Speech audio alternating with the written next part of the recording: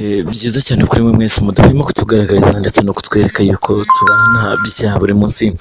Ino none akaba ari umwami w'umwana official nk'ibisanzwe njye nk'abandi umwami muto.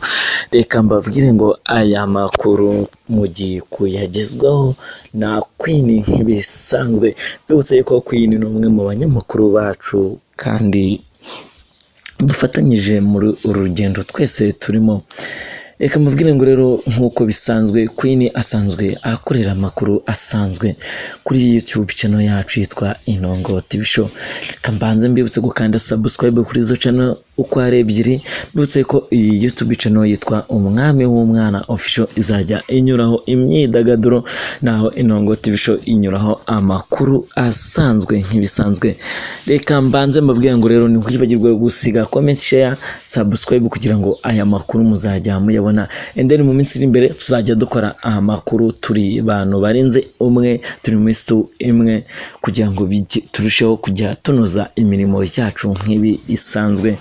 Reka mbabwire ngo rero reka mbanze mereze ikaze Queen kugira ngo ahite akomereza.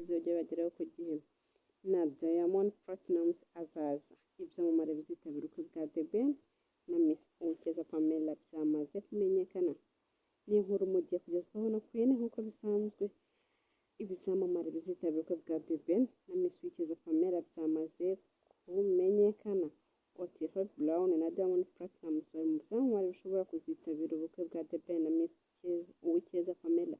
Ubwo yari avuye muri Canada ageze ku kibuga cy'indege cya Kigali Kanombe, The Ben yavuze ko byamamare bizitabira ubukwe bwe.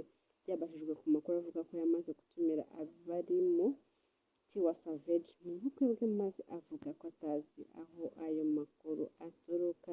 Avuga ko Otile Brown yamaze kwemeza ko azitabira ubukwe bwe. Kuri Diamond Platnumz we ntiyari yabyemeza, gusa yaratumiwe. Naho kuri Tiwa Savage ho yavuze ko batajya bavugana. Reka tubasabe gusiga comment